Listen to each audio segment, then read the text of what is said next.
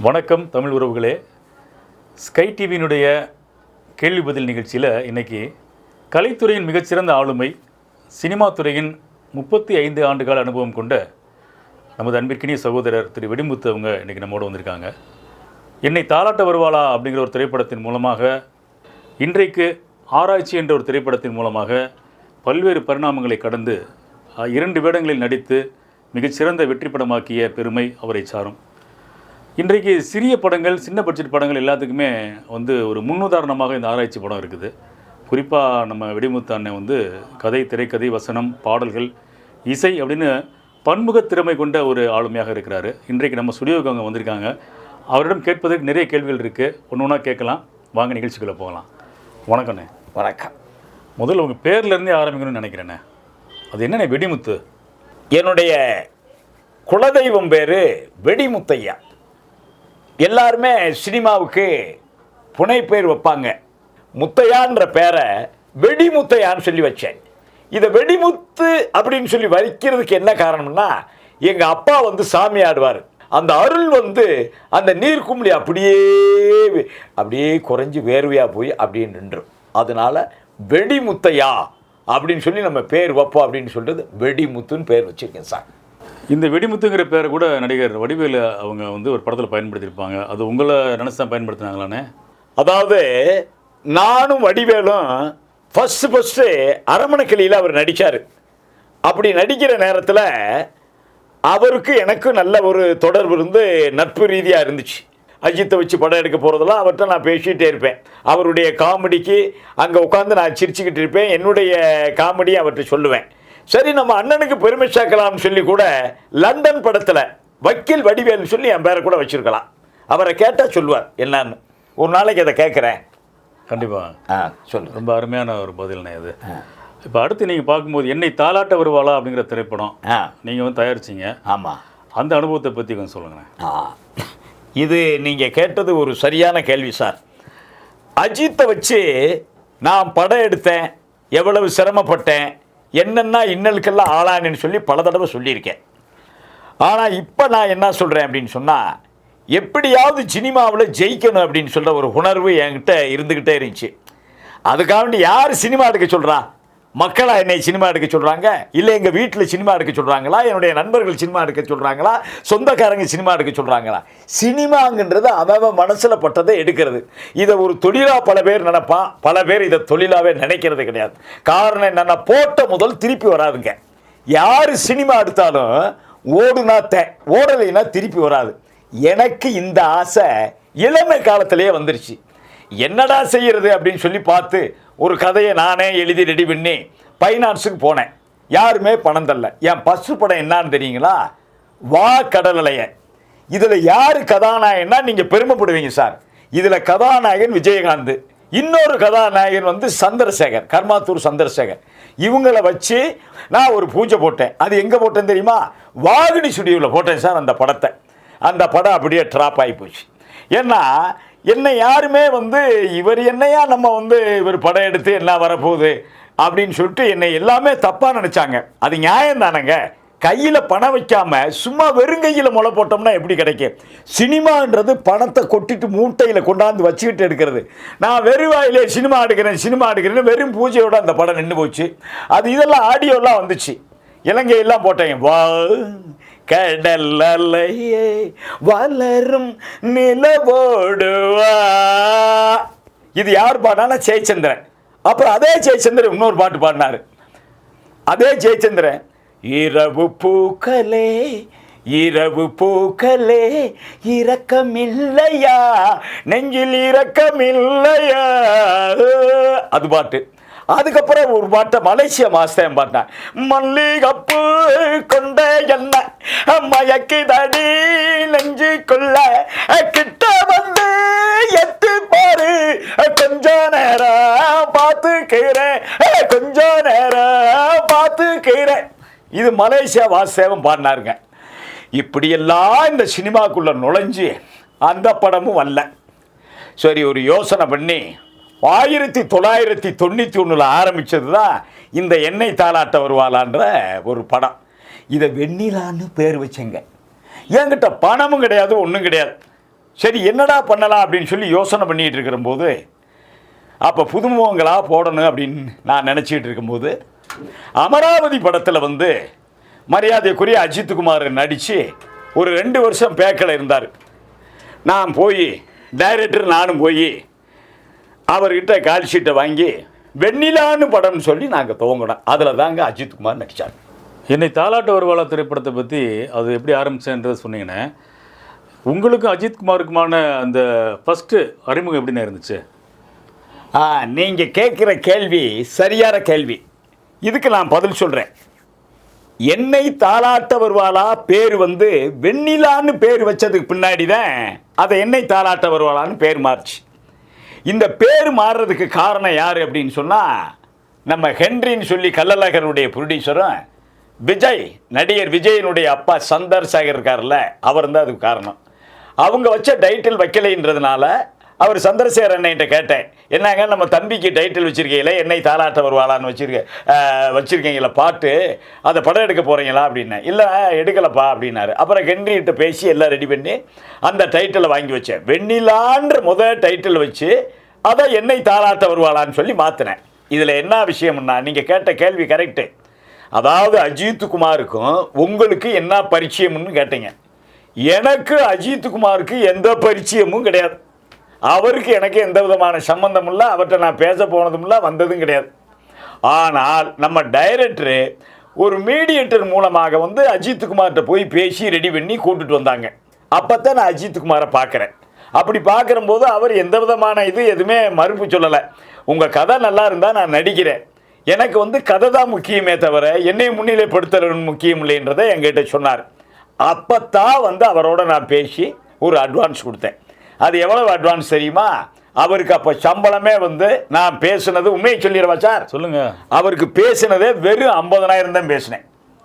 Advance கொடுத்தது 5,000 ரூபா தான் கொடுத்தேன். பெரிய மனசோட வாங்கிட்டார். அந்த 5,000 ரூபாய் வாங்கிட்டு திருப்பதி கோயிலுக்கு போயிட்டு வந்து சாமியை கும்பிட்டுட்டு வந்தார். அப்போத்தான் சொன்னார், சார் நான் திருப்பதி கோயிலுக்கு போய் சாமி கும்பிட்டு வந்தேன் சார், அதனால் வந்து இந்த படம் நல்லா வரும் சார், நீங்கள் எடுங்க சார் அப்படின்னு சொல்லி ஊக்கம் கொடுத்தார். அதெல்லாம் நாங்கள் தப்பாக சொல்லலை. அவர் ஊக்கம் கொடுத்து இந்த கதை எப்படி இருக்குது, என்ன வரணும், என்ன டைலாக்கு, அவருக்கு என்ன சீனு, என்ன கதாநாயகி யார், எதையுமே அவர் கேட்கல சார். அவர் ஒரே குறிக்கோள், இந்த படத்தில் வந்து நம்ம அவங்க 2வது முறையாக போட்டிருக்காங்க. காரணம் என்னன்னா 2 வருஷம் இதில் இருந்தார் பின்னாடி.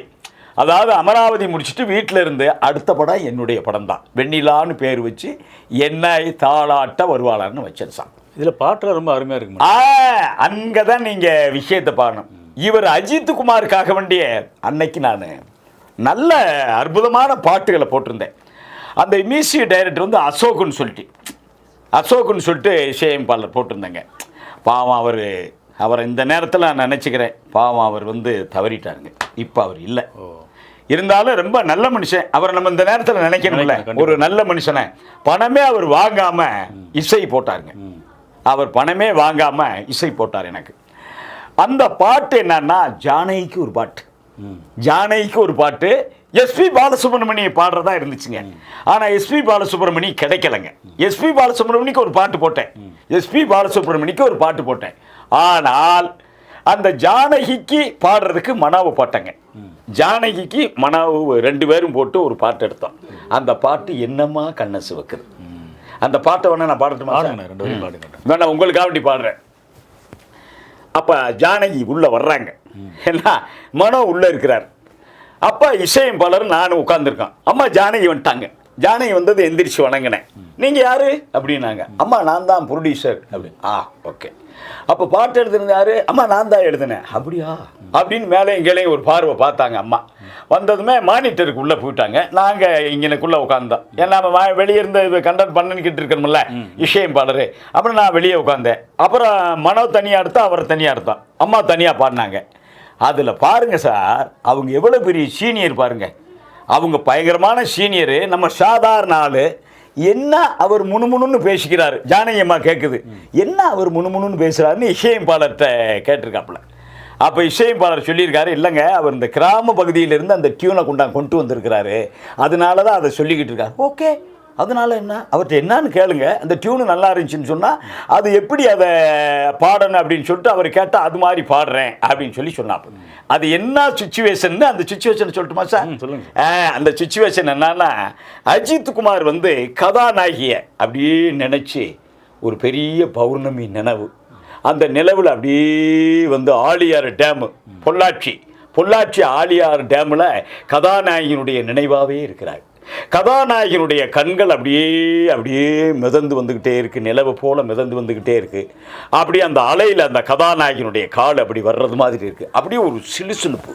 அஜித் ஏற்கனவே சிவப்பானவர் தானே, செக்கச்சவேர்னு இருப்பார்ல. அதனால் அஜித் குமாருடைய அந்த உடம்புக்குள்ள அந்த பெண் தன்மையினுடைய உணர்வு அப்படியே அவர் அஜித்தினுடைய கண்ணுக்குள்ளே வருது. அப்படியே அஜித் துடிக்கிறார். அந்த கதாநாயகியை நினச்சி அப்படியே கண்ணை சிவக்கிறது மாதிரி அங்கேயும் இங்கேயும் அப்படியே அவரால் உட்கார முடியாமல் தட்டு மாதிரி அப்படியே நினச்சிக்கிட்டு இருக்கும்போது அந்த கதாநாயகி அப்படியே வருது பக்கத்தில். அப்போ பக்கத்தில் அப்படியே கதாநாயகி வர்றம்போது அந்த கதாநாயகி அந்த கனவுல அந்த அஜித் குமார் அப்படியே அலாக்காக தன்னுடைய 2 கையில் அப்படி தாங்குவார். கதாநாயகி அந்த 2 கையில் நிற்கி, இது கற்பனை தானே, கற்பனையில் 2 கையில் அப்படியே நிற்கி. அந்த 2 கையில் இருக்கக்கூடிய கதாநாயகி அப்படியே கொஞ்சமாக அப்படி கையை பிடிச்சதும் அப்படியே உட்கார வச்சு மடியில் வைப்பார். அப்போ அப்படி கண்ணத்தை அப்படி லேசாக தழுவுறும் போது அந்த பாட்டு சுச்சுவேஷன் சார். இதுதான் சுச்சுவேஷன். இந்த பாட்டை பாடவா? பாருங்க. என்னம்மா கண்ணன் சிவக்குதடி, என் மனசு ஒன்ன நினைக்குதடி, கண்ணுக்குள்ள நிலவு அது துள்ளுது, இப்ப நெஞ்சுக்குள்ள வந்து அள்ளுது.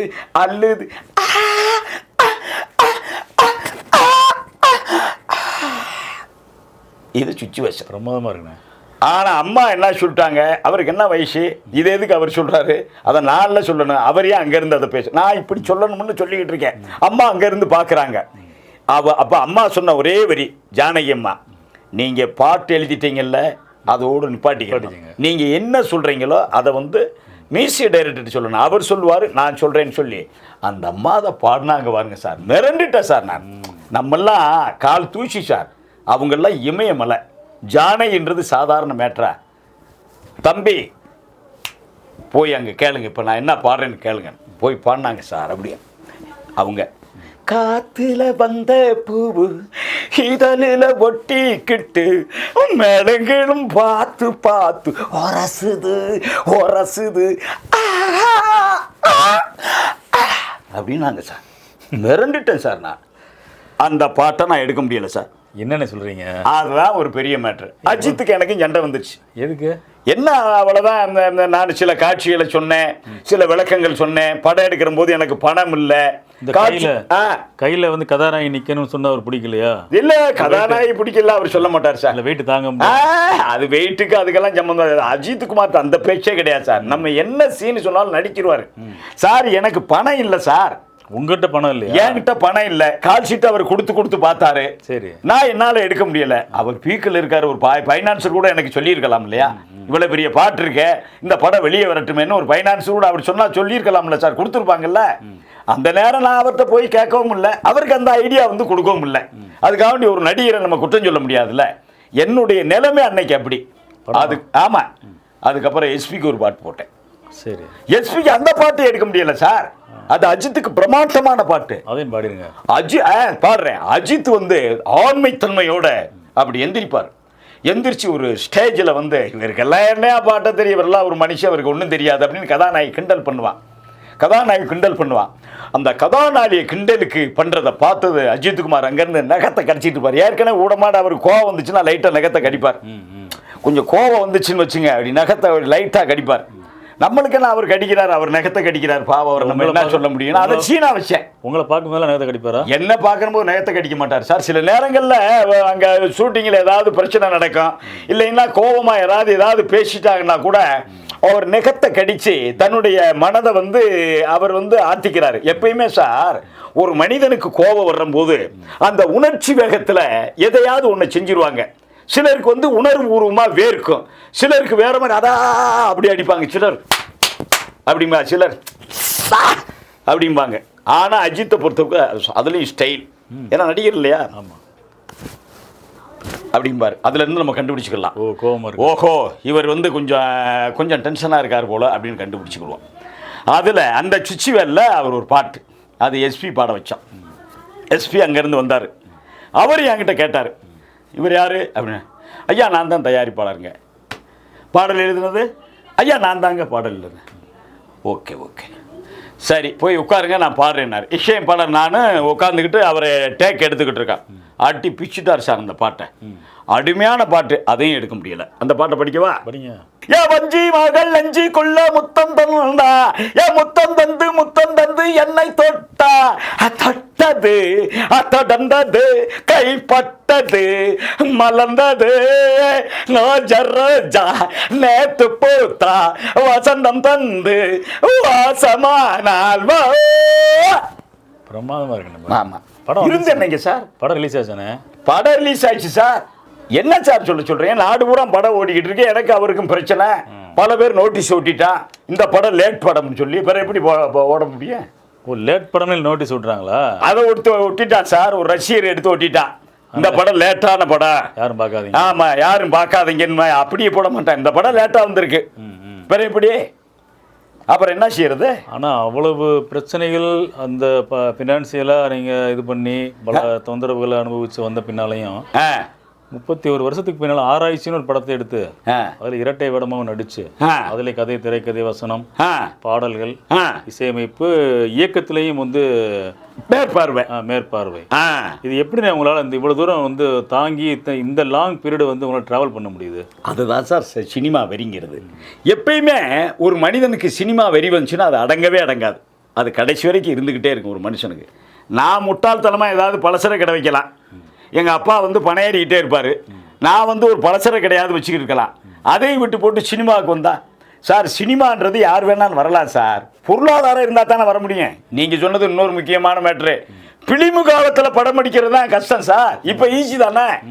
5 லட்சத்தில் படம் எடுத்துடலாம், 3 லட்சத்தில் படம் எடுத்துடலாம், 2 லட்சத்தில் படம் எடுத்துடலாம். இன்னும் சொல்ல போனால் செல்போனை வச்சு கூட எடுத்துடலாம். ஓடணும்ல, யார் வந்து பாப்பா? யாரும் பார்க்க முடியாதுல்ல சார். கடல்ல நீந்துறது பெருசா, சாதாரண குளத்துல நீந்துறது பெருசா? சொல்லுங்க.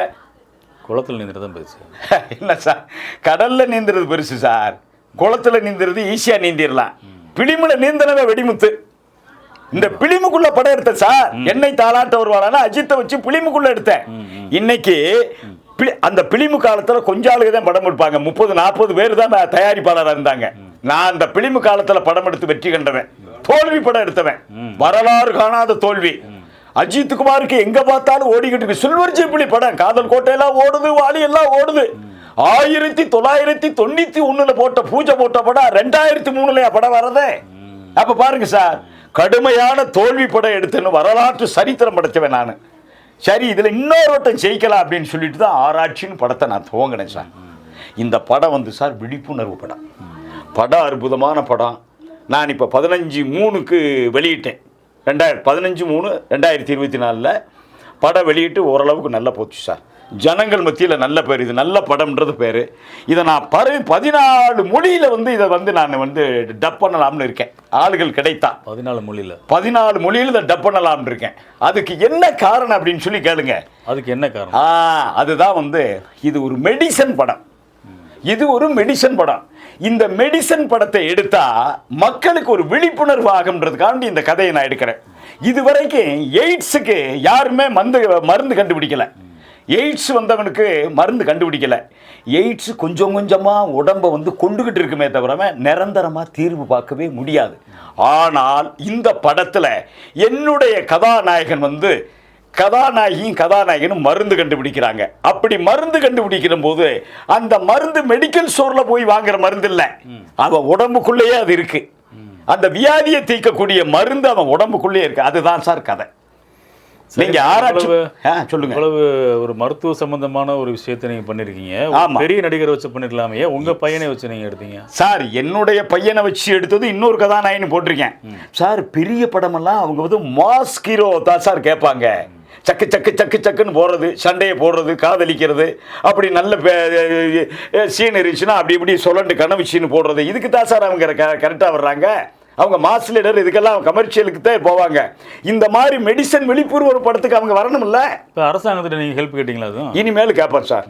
அரசாங்கத்துக்கு செய்யறதுக்கான வாய்ப்புக்கு இந்த படத்துக்கு சொல்லியிருக்கேன். அன்னைக்கு வந்து தயாரிப்பாளர் சங்கத்தில் எல்லாமே வந்தாங்க இந்த நிகழ்ச்சிக்காக வேண்டி. இந்த தயாரிப்பாளர் சங்க தலைவர் வந்தார், செக்ரட்டரி வந்தார், எல்லாமே வந்தாங்க. அதில் செயற்குழு உறுப்பினர்லாம் வந்தாங்க. வந்து அரசாங்கத்திட்ட சொல்லி பரிசு வாங்கி தரோம்னு சொல்லியிருக்காங்க சார். இல்லை, பரிசு வாங்குறது பெரிய விஷயம் இல்லை. அந்த படத்தை வந்து பரவாயில்ல மக்கள்கிட்ட கொண்டு போய் சேர்க்கணும். ஒரு நல்ல ஒரு கருத்துள்ள ஒரு படம் அப்படிங்கிற போது மக்கள் மத்தியில் போய் இது பேசப்படணும்லண்ணே. நீங்கள் மட்டும் பரிசு வாங்கிட்டு போனால் பத்தாதுல்ல. இல்லை, பேசுறதுக்கான வாய்ப்புக்கு தான் இந்த படத்தை எடுத்தேன். ஏன்னா தேர்தல் நேரம் வந்துருச்சு. அந்த தேர்தல் நேரத்தில் வந்து ஒன்றும் பண்ண முடியாது அப்படின்றதுனால நிறையா நோட்டீஸ் எல்லாம் ஒட்டினாங்க. அந்த தேர்தல் நேரத்தில் நோட்டீஸாக சுவர்களில் இருக்கக்கூடாது. அதுக்கப்புறம் வந்து கட்சி போஸ்ட் இதுக்கெல்லாம் ஒட்டுவாங்கல்ல, அதில் வந்து கன்ஃபியூஷன் ஆயிடுச்சு. அதனால செகண்ட் ரிலீஸ் அதை பண்ணலாம். இது மலையாளம், தெலுங்கு, கன்னடம், ஹிந்தியில் வந்து ஒரு மொழிபெயர்ப்பு பண்ணி போட்டால் நல்லா இருக்கு. மஞ்சு பாய்னு ஒரு படம் நல்லா ஓடிச்சு. மஞ்சு பாயில் அதான் மஞ்சுமல் பாய். மஞ்சுமல் பாய். சரி சார், டக்குன்னு மாறிடுச்சு. அந்த படம் வந்து இங்கே நல்லா ஓடிச்சு சார். மலையாளத்தில் இருந்து வந்து மலையாள மொழியிலேயே ஓடிச்சு. ஆமாம். இங்கே இப்போ நான் என்ன செய்கிறேன்னா என் படத்தை மலையாள மொழிக்கு போடலாம்னு பார்க்குறேன். அதாவது தயாரிப்பாளர்கள் வந்து படத்தை எடுக்கிற போது பெரிய படம் வர்ற போது சின்ன படத்தை விடக்கூடாது, சின்ன படம் வளர போது பெரிய படத்தை விடக்கூடாது. ஆனால் பெரிய படமும் சின்ன படமும் விழுகிற போது தியேட்டருக்காரங்க என்ன செய்கிறாங்க தெரியுமா? பெரிய படத்துக்கு தான் முதலிடம் தர்றாங்க. அதில் பெரிய வேடிக்கை என்னன்னா சார், என் படம் ஆராய்ச்சி வெளியிடுற போது எல்லா தியேட்டரில் நான் வெளியிட்டேன்னு ஒரு 50-60 தியேட்டர் நான் வெளியிட்டேன்னு வச்சுங்க. ஆனால் அவங்க கொடுக்குறது நூன் ஷோவாக கொடுக்குறாங்க. அப்படி அந்த 2 மணிக்கு கொடுக்குறாங்க. அந்த 6:10க்கு எங்களுக்கு கொடுக்க மாட்டேங்கிறாங்க. இப்படி 6:10க்கு எனக்கு கொடுக்கலைன்னா அந்த கால ஷோவுக்கு யாரு சில இடங்களில் வருவாங்க, சில இடங்களில் வரமாட்டாங்க. அப்போ நல்லா இருக்கிற படம் ஓடுறதுக்கான வாய்ப்புகளை இழந்துருது சார். அது நல்லா பிக்கப் ஆகணும்னு சொன்னால் 4 ஷோ ஓடணும். அப்போ வந்து தியேட்டருக்காரங்க தான் 4 ஷோ கொடுக்கணும். அவங்க சொன்னால் கரண்ட் புல் போகுது, ஏசி போகுது அப்படின்னு சொல்கிறாங்க. ஒரு சிலர் என்ன சொல்கிறான்னு தெரியுங்களா? சினிமா டிக்கெட்டை குறைங்க அப்படின்னு சொல்கிறாங்க. அது சில வகையில் நியாயமான மேட்ரு சார். சினிமா டிக்கெட்டை குறைக்கிறது ஒரு நியாயம். காரணம் என்னன்னா, ஒரு ரசிகர் சொல்கிறாரு, என்னை கூப்பிட்டாரு, தேவி பாராட்டுச்சில் போனேன், ஒரு படம் பார்க்கறதுக்காண்டி போனேன். அவர் என்கிட்ட சொன்ன முதல் வார்த்தை என்ன தெரியுங்களா? அண்ணே வெடிமுத்தண்ணே, ஒரு சின்ன மேட்ருண்ணே, மொத்தமே 25 வருஷம் என்ன உட்காந்துருக்கேன், தேவி பாரடஸில் படம் ஓடுதுனேன், இத்தனை எம்டியாக கிடக்கண்ணே சீட்டு, இதுக்கு 50 ரூபா 60 ரூபா 70 ரூபான்னு கொடுத்தேன் நான் சும்மா இருக்கிறதுக்கு, ஏன்னா சட்டத்தை போட்டு இப்படி வச்சுருக்கீங்க அப்படின்னு. தம்பி, இதை வந்து கவர்மெண்ட்டுகிட்ட சொல்லணும்ப்பா, கவர்மெண்ட்டுகிட்ட சொல்லி அதை டிக்கெட்டை எல்லாம் குறைக்கணும்ப்பா. முதலமைச்சர்கிட்ட சொல்லணும், செய்தி அமைச்சர்கிட்ட சொல்லணும், இதற்குரியவங்கிட்ட அதை ஐஏஎஸ் அதிகாரிகிட்ட, இந்த ஐஏஎஸ் அதிகாரி செக்ரட்டரிகிட்ட சொன்னால் தானேப்பா அதெல்லாம் நடக்கும். அண்ணே என்னன்னே செக்ரட்டரிகிட்ட சொன்னால் நடக்க, அவர்கிட்ட சொன்னால் நடக்கும்ண்ணே. நீங்கள் தானே தயாரிப்பாளர் சங்கத்தில் இருக்கீங்க. உங்கள் தயாரிப்பாளர் சங்கத்தில் ஒரு தீர்மானத்தை போடுங்க. தீர்மானத்தை கொண்டு போய் வந்து செய்தித்துறை அமைச்சர்கிட்ட கொடுங்க. செய்தித்துறை அமைச்சர் கொண்டு போய் முதலமைச்சர்கிட்ட கொடுக்க போகிறாரு. முதலமைச்சர் உங்களை கூப்பிட போகிறாரு, கூட்டத்தை போட போகிறாரு, டிக்கெட்டை குறைக்க போகிறாருன்னு சொல்கிறான். இல்லை, டிக்கெட்டு குறைக்கிறதுக்கு முதலமைச்சர்லாம் மீட்டிங் போட அவசியம் இல்லைண்ணே. தியேட்டர் ஓனர்களும் தயாரிப்பாளரும் பேசி தீர்த்து சார் தியேட்டர் ஓனரும் நாங்களும் உட்கார்ந்து பேசினாலும் கூட அது முதலமைச்சர் கவனத்துக்கு போகணும் சார். ஒரு செய்தித்துறை சார் அது. இந்த நாட்டில் வந்து அவங்க சினிமா துறைக்கு வந்து முக்கியத்துவம் கொடுப்பாங்க. இந்த சினிமா துறையை பொறுத்தளவில் இப்போ இருக்கக்கூடிய முதலமைச்சரும் சினிமாவும் வேறு வேறு அல்ல. ஆமாம், உங்களுக்கே தெரியும். ஆமாம், திரைத்துறை அவங்க கட்டுப்பாட்டில் இருக்குது. அவங்க நினச்சாதான் எந்த படமும் வெளியே வரும். அவங்க நினச்ச படத்துக்கு தான் தேட்டர் கிடைக்கும். அப்படி சூழ்நிலை தான் இருக்குது. எல்லாருமே ஒரே சாராராக போய் உட்காந்துட்டீங்க. ஆமாம். அதனால் சின்ன படத்துக்கு வந்து டிக்கெட்டுக்கு குறைக்கணும், அல்லது பெரிய படத்துக்கு டிக்கெட்டை குறைக்கணும் மேட்டெலாம் நீங்கள் தயாரிப்பாளர்களும் தியேட்டர் உரிமையாளர்களும் பேசிக்கிறது. இந்த பாப்கார்ன் 40 ரூபா 50 ரூபா விற்கிறது, அதை குறைக்கிறதுக்கே உங்களால் முடியல. இனி எப்படி நீங்கள் டிக்கெட்டை குறைக்க போகிறீங்க? சார், நான் வந்து சின்ன படத்துக்கு பெரிய படத்துக்கு குறைங்கன்னு நான் சொல்லலை. எல்லா படத்துக்கும் கொஞ்சம் குறைச்சா நல்லது. அதை குறைக்கிறதுக்கு தியேட்டருக்காக முன் வரணும். நீங்கள் சொல்ல அந்த பாப்கார்னுக்கான அந்த இது நிற்கிறாங்கல்ல, வண்டி நிப்பாட்டுறாங்கல்ல, அந்த வண்டி நிப்பாட்டுறது இதெல்லாம் கொஞ்சம் கட்டுப்பாட்டுக்குள்ளே கொண்டு அது அதையும் குறைக்கணும். தண்ணி பாட்டில் வாங்குறது அதையும் குறைக்கணும். நாங்கள் சொல்லிக்கிட்டு இருக்கோம் சார். நாங்கள் சொன்னாலும் இந்த தியேட்டருக்காரங்கிட்ட நாங்கள் சொன்னாலும் ஒரு முதலமைச்சர்கிட்ட போய் அந்த கோரிக்கையை வைக்கிறதுனால தப்பு இல்லை சார். விரைவில் உங்களுடைய தலைமையில் கூட அந்த செய்யுங்க. என் தலைமைக்கு அதுக்கு சம்பந்தம் இல்லை சார். அதெல்லாம் சொல்லாதீங்க. நீங்க ஃபர்ஸ்டே வந்து ஆளுமைன்னு சொன்னீங்க. தயாரிப்பாளர் சங்கத்தில் இருக்கக்கூடிய ஆளுமை கூட நாங்கள் பின்னாடி இருக்கோம். தலைமை தாங்கக்கூடிய அந்த தகுதி எனக்கு கிடையாது சார். தயாரிப்பாளர் சங்கம் அதுதான் தலைமை தாங்க. நீங்க வந்து தயாரிப்பாளர் சங்கத்துக்கு உள்ள போனீங்கனாலே உங்களுக்கான மரியாதை நாங்க நேரடியாக பார்த்துருக்கோம். அது ரைட்டு சார். மரியாதைன்னா அவங்களோட நான் கேஷியமா பேசுவேன், அவங்க என்ன சொன்னாலும் கேட்டுக்கிருவேன். ஏன்னா தயாரிப்பாளர் சங்கம் தாய் சங்கம். இங்க இன்னொன்னு சொல்றேன் கேளுங்க, நான் இருக்கிறது தயாரிப்பாளர் சங்கம் தாய் சங்கம். இப்ப எங்க சங்கத்திலே 3 பிரிவா பிரிஞ்சு கூட இருக்காங்க. இருந்தாலும் இந்த தாய் சங்கத்துல எனக்கு ஒரு மரியாதைன்னா நான் காஷியமா எல்லாரோடையும் பேசுவேன், அவங்க என்ன சொன்னாலும் கேட்பேன், எதிர்த்து சொல்ல மாட்டேன். எதிர்த்து சொல்ல வேண்டிய தகுதி என்கிட்ட கிடையாது. நான் ஜெயிச்சிருந்தாத்தே எதிர்த்து பேசலாம்.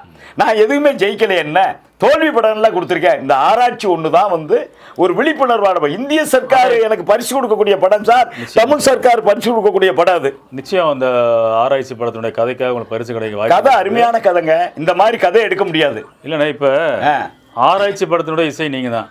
ஆமா. இப்போ உங்க படத்துல வந்த ஆராய்ச்சி படத்து பாட்டு நாங்க எடுத்து பயன்படுத்த முடியாதா? உங்கள்கிட்ட பெர்மிஷன் வாங்கணுமா?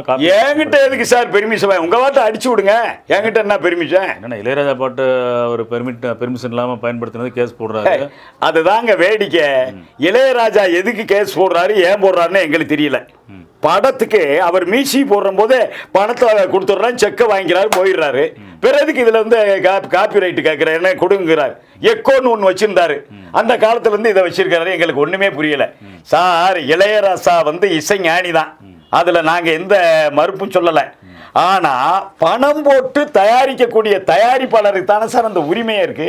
ஆமாண்ணே. இவருக்கு எப்படி இருக்கு? பணம் போட்டு தயாரிக்கிறீங்க ஒரு படத்தை, அடுத்து FM rights, foreign rights, channel ரைட்ஸ்னு வித்துடுறீங்க. இப்ப ஒரு படத்தை வந்து ஒரு சேனலுக்கு, பிரபலமான சேனலுக்கு வித்துட்டு, ஆமா, நீங்க அமைதியா உட்காந்துக்கிறீங்க. ஆமா, வாரம் வாரம் திரைப்படத்தை ஒளிபரப்புறாங்க. ஆமா, உங்களுக்கு காசு தராங்களா?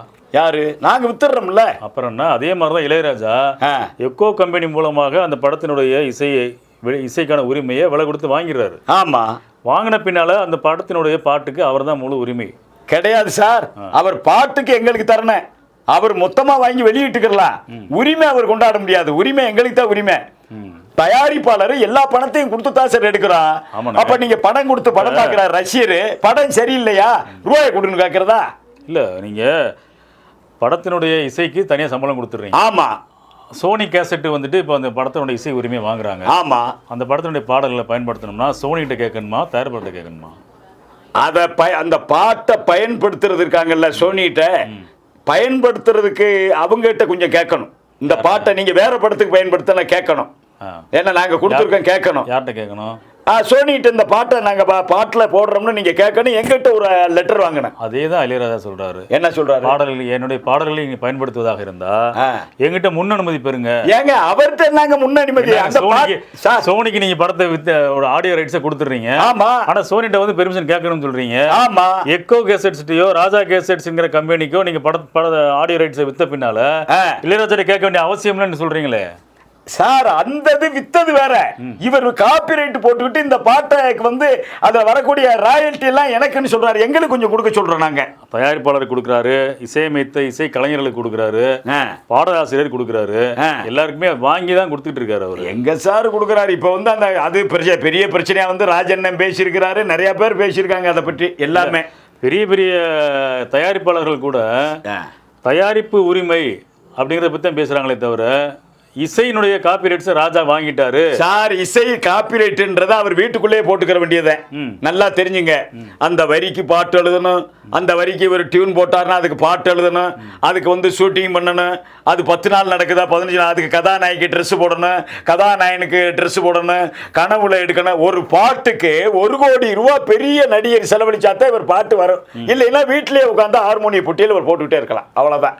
அந்த பாட்டு எப்படி வரும் சார்? நாங்க பணம் போட்டு இளையராஜாவுடைய பிரசாத்ஸுடைய வாசல்ல தவம் கடந்து இசை இயக்குநர்களும் தயாரிப்பாளர்களும் வரிசையில் நின்று இசையை வாங்கின இசைனே அது சார். அதெல்லாம் நீங்க ஏதோ ரோட்ல போறவங்க இசை மாதிரி அசால்ட்டா சொல்லிட்டு இருக்கீங்களே. ஐயா, அதெல்லாம் நாங்க சொல்லல சார். அவர் ஹார்மோனிய பொட்டி வீட்டிலேயே போட்டு பாட்டு போட்டுக்கிட்டு இருந்தா அது யாருக்கும் தெரியாது. வீட்டுல எதுக்கு அவர் பாட்டு போடணும் சார்? சொல்றேன் ஒரு உதாரணத்துக்கு. அவர் வீட்டுல உட்கார்ந்து அந்த பாட்டை போட்டுக்கிட்டு இருந்தாருன்னா யாருக்கு வராது, அங்கேயே கம்போஸ் பண்ணிக்கிட்டே இருக்கலாம். ஆனா வெளி உலகத்துக்கு வர்ற போது அதுக்கு பணம் செலவழிச்சு படம் எடுத்துக்கு பணம் போடுறவங்க நாங்க. அதனால இளையராஜாவை நாங்க குறைத்து மதிப்பீடு பண்ணல. அவருடைய இசை வந்து உச்சம்தான், இருந்துட்டு போட்டு அதை பற்றி நாங்க கவலைப்படல. எங்களுக்கு ஏதாவது அந்த ராயல்ட்டின்னு சொல்லும் போது எங்களுக்கும் பகிர்ந்து தாங்கன்னு சொல்றோம். அது என்ன தப்பு? அவரை குறை சொன்னா தானே சொல்லணும். அதை பத்தியே பேசலை நீங்க.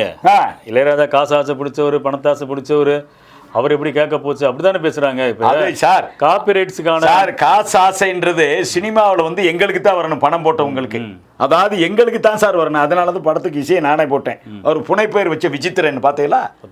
புனைப்பேர்னு வச்ச இந்த காப்பிரைட் வேணா ஒன்னொன்னு நீ போட்டுக்க பாட்ட, யார் வேணாலும் போட்டுக்க, நான் தொட்டு கேட்க மாட்டேன் அப்படி சொல்லி விடு.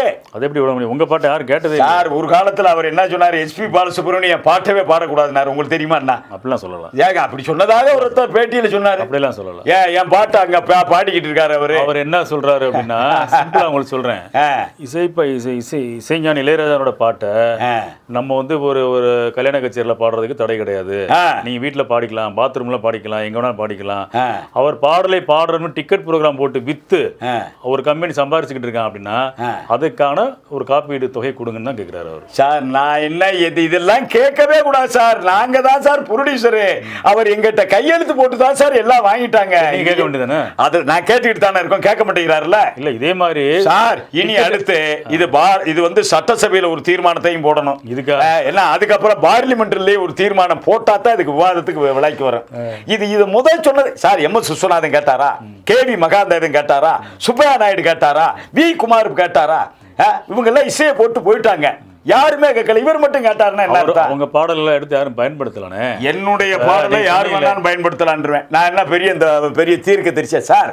இசை யார் வேணாலும் போட்டுடலாம் சார். அந்த வரி கொண்டு போய் வரி போடுற கஷ்டம். இங்க பாருங்க சார், ஒரு இசைக்கு வருது, நீங்க கூட இசை போட்டுக்கலாம்.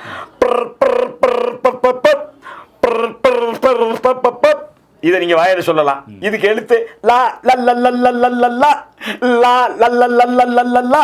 இதுக்கு யார் சார் எழுதுனா தானே சார் அந்த இசைக்கு பெருமை? சார் மொழிக்கு பெருமையா இசைக்கு பெருமையா?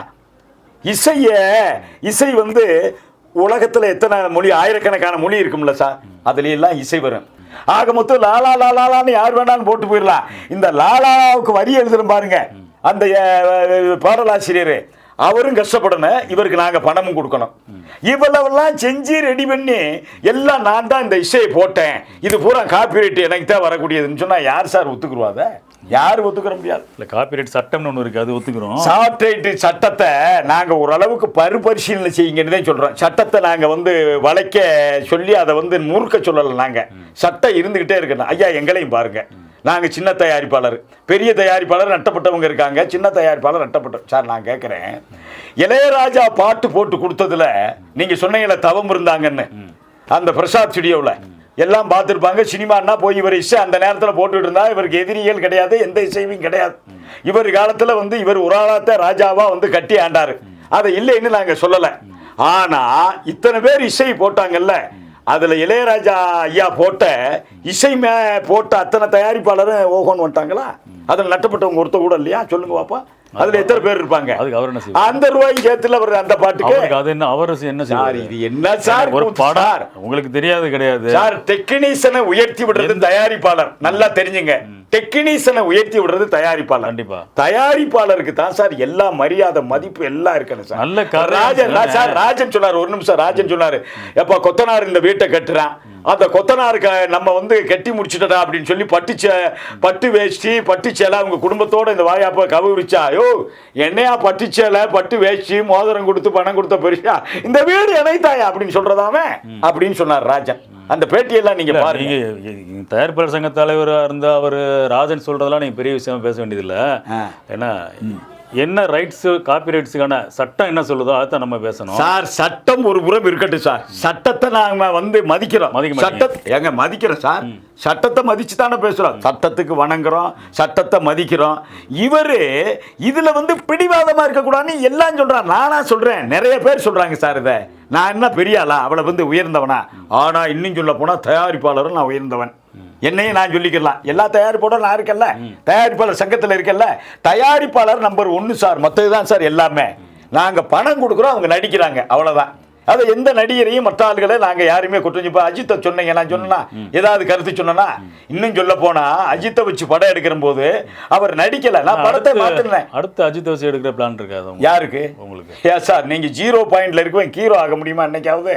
நான் 0 பாயிண்ட் சார். இல்லை நீங்கள் சொல்ல வேண்டியதானே, நீ சும்மா இருக்கும்போது நான் வாய்ப்பு கொடுத்தேன் சார். இப்போ நீ பெரிய ஆளாயிட்டு எனக்கு 2 இட்லி, ஒரு ஊத்தாப்பம், ஒரு சப்பாத்தி, கொஞ்சம் ரைஸு, கோடிக்கணக்கான பணத்தை வச்சு நம்ம என்ன செய்ய போறோம் சார்? இன்னும் நல்லா சொல்றீங்க, இந்த பேட்டியின் வாயிலாக அமெரிக்க ஜனாதிபதி என்ன சாப்பிட்றாரு, ரஷ்ய ஜனாதிபதி என்ன சாப்பிட்றாரு, லண்டன் ஜனாதிபதி என்ன சாப்பிட்றாரு, உலகத்தில் இருக்கக்கூடிய எல்லா பேருமே எது வேணாலும் சாப்பிடட்டும். கடைசியில் அவங்க சாப்பிடக்கூடிய உணவு வகைகள் அதே மாதிரி இருக்குமா? தங்கத்தில் இட்லி சாப்பிட முடியுமா? வைரத்தில் இட்லி சாப்பிட முடியுமா? வெள்ளியில் இட்லி சாப்பிட முடியுமா? எல்லாமே என்ன சார் ஆகும்? கடைசியில் உடம்பு போய் ஜீரணமாகி என்ன ஆகும் சொல்லுங்க நீங்க? எல்லாருக்கும் ஒரே மாதிரி ஆகும். ஓகேவா? கரெக்டாக சொன்னீங்கண்ணே. இப்போ ஆராய்ச்சி படத்துக்கு அடுத்து வேற என்ன படம் பண்ண போறீங்க சார்? ஆராய்ச்சி படத்துக்கு அடுத்து நான் இப்போ ஒரு முக்கியமா பெண்கள் எப்படி சுகப்பிரசவம் ஆகணும் அப்படி சொல்லுங்க. ஆமா, இந்த சுகப்பிரசவம் ஆகிறதுக்கு அந்த பெண்கள் எப்படி தங்களுடைய உடம்பை பாதுகாக்கணும், எப்படி அவங்க மாசமான உடனே 1வது மாசம் 2வது மாசம் 3வது மாசம் 4வது மாசம் 5வது மாசம் 6வது மாசம் 7வது மாசம் 8வது மாசம் 9 10வது மாசம் ஒவ்வொரு மாசத்துக்கும் அவங்க எப்படி கண்காணிப்பா விழிப்புணர்வா இருந்தா சுகப்பிரசவம் நடக்கும்ங்கிறத ஒரு கதையா வடிக்க போறேன். இதுல நட்டமானாலும் பிரச்சனை. இது பெரிய பிரச்சனை இது. ஆமாங்க. ஏன் அப்படின்னா சுகப்பிரசவம் ஆகாம சிசேரியன் பண்றது தான் டாக்டர் முயற்சி பண்றாங்கிற மாதிரில இருக்கும் கதை. அதத்தான் இப்ப சிசேரியன் ஏன் நடக்குது, எதுக்காக நடக்குது அப்படின்றத நான் சொல்ல போறேன். சர்ச்சைக்குரிய விஷயமா தெரியுது. அதைத்தான் சார் படத்துல இருக்கணும். அதாவது சுகப்பிரசவம் ஆகிறத கூட சிலர் சிசேரியன் பண்ணி இருக்கதா சில பேர் கேஸ் கூட போட்டிருக்காங்க. அதை நான் பத்திரிகையில் மருத்துவ சம்பந்தமா தான் படம் எடுக்க போறீங்க சார். இந்த படம் மருத்துவ சம்பந்தமா எடுக்கிறது என்னுடைய ஆசை சார். காரணம் என்னன்னா, அதாவது உலகத்துல குழந்தைகளை உற்பத்தி பண்ணது ஒரு பெண், ஒரு தாய் குலம்.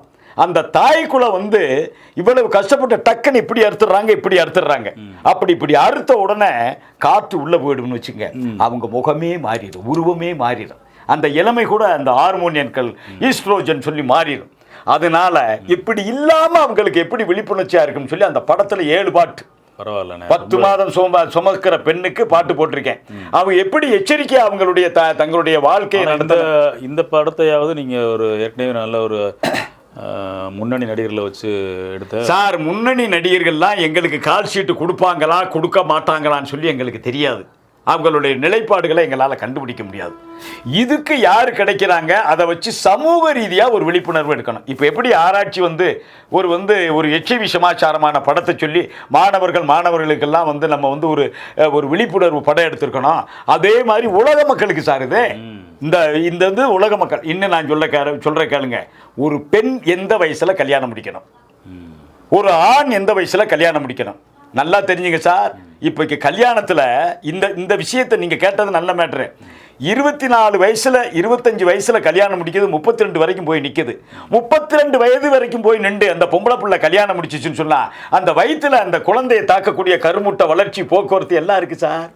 இது மாதவிடாய் சம்பந்தப்பட்ட மேட்ரு. அது நீங்க சாதாரண மேட்டர் இல்ல. கதையோட சேர்த்து பல டாக்டர்களை ஆராய்ச்சி செஞ்சு கரெக்ட் பண்ணி அவங்களோட பேசித்தான் அந்த படத்தை நான் எடுக்கணும். மதுரையில ஒரு பேட்டி எடுத்திருக்கீங்க. இது தமிழ்நாடு பூராம் இல்ல, உலகம் பூரா நல்லா ஒளிபரப்பு ஆகுங்க. நம்மளுடைய இந்த யூடியூப் சேனல் நல்லபடியாக வரணும்னு சொல்லி உங்களை வாழ்த்துக்கிறேன். வாழ்க, வளர்க, உயர்க, வெல்க.